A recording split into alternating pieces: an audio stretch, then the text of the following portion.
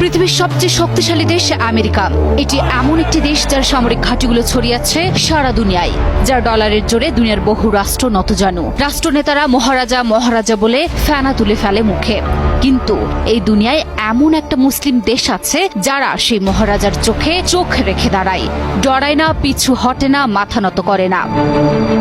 দ্বিতীয় বিশ্বযুদ্ধের পর এই রাষ্ট্রই আমেরিকার সামরিক ঘাঁটিতে হামলার সাহস দেখিয়েছে। এই দেশটির নাম ইরান। সাম্প্রতিক সময়ে আমেরিকার হামলার জবাবে তেহরান কোনো কূটনৈতিক ভাষায় নয়, সরাসরি সামরিক শক্তি দিয়ে উত্তর দিয়েছে। এই ইরানই তো সেই দেশ যাকে কখনো বিচ্ছিন্ন বলেছে পশ্চিমারা, যার উপর চাপানো হয়েছে শত শত নিষেধাজ্ঞা, যার বিজ্ঞানীরা একের পর এক টার্গেট হয়েছে ড্রোনে, সাইবার অ্যাটাকে। শেষ পর্যন্ত তাদের পারমাণবিক ঘাঁটিতেও হামলা চালিয়ে সব ধ্বংস করা হয়েছে। কিন্তু তবুও এই জাতি থেমে যায়নি। তারা জবাব দিয়েছে বুলিতে নয়, কর্মে, তাও আবার বিশ্বের সবচেয়ে শক্তিশালী দেশ আমেরিকাকে। ইরান যখন ইসরায়েলের হামলার জবাব দিচ্ছে, তখন সেখানে টুপ করে ঢুকে পড়ে যুক্তরাষ্ট্র। এক রাতেই ইরানের পারমাণবিক ঘাঁটি শেষ করে। কিন্তু তারা ভুলে যায়, ভুল করে সাপের গর্তে মাথা ঢুকিয়েছে, দংশন তো তাদের খেতেই হবে।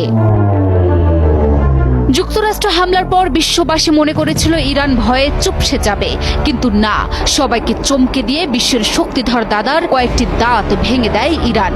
মধ্যপ্রাচ্যে যুক্তরাষ্ট্রের বসানো দাঁত বা মার্কিন ঘাঁটি নিশ্চিহ্ন করার মিশনে এর মধ্যে কাতার ও ইরাকে মার্কিন সামরিক ঘাঁটিতে হামলা চালিয়েছে ইরান।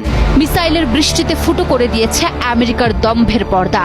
এই হামলায় কিং কর্তব্য বিমূঢ় মিস্টার ট্রাম্প, কারণ এই সাহসী দেশটি ছাড়া আর কোনো স্বাধীন রাষ্ট্র এই শক্তিশালী দেশটিকে হামলার কথা চিন্তাও করেনি।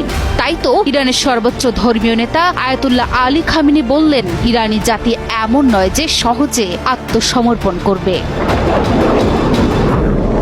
পুরো পৃথিবী অবাক হয়ে দেখল কিভাবে একটি দেশ বিশ্বের সবচেয়ে শক্তিশালী সামরিক শক্তিকে চ্যালেঞ্জ জানায়। এর আগে বিভিন্ন জিহাদি গোষ্ঠী আমেরিকার ঘাঁটিতে হামলা চালালেও রাষ্ট্র হিসেবে ইরান দ্বিতীয় বিশ্বযুদ্ধের পর আমেরিকার ঘাঁটিতে হামলা চালায়। 2020 সালের 8 জানুয়ারি পশ্চিম ইরাকের আল আসাদ বিমান ঘাঁটিতে হামলা চালায় ইরান। মার্কিন যুক্তরাষ্ট্র 3রা জানুয়ারি 2020-এ বাগদাদ বিমানবন্দরে ড্রোন হামলা চালিয়ে ইরানের জেনারেল কাসেম সোলাইমানিকে হত্যা করে। তার প্রতিশোধ হিসেবেই ইরান এই মিসাইল হামলা চালায়। বিশ্ব এখন স্তব্ধ। ইউরোপ, আমেরিকা, এমনকি ইসরায়েল কেউ ভাবতেও পারেনি ইরান এতটা সাহসিকতার সঙ্গে প্রতিক্রিয়া দেখাবে। ইতিহাস সাক্ষী, যেখানে অন্য মুসলিম দেশগুলো চুপ থাকে, সেখানে ইরানই দেখায় কিভাবে চোখে চোখ রেখে কথা বলতে হয়।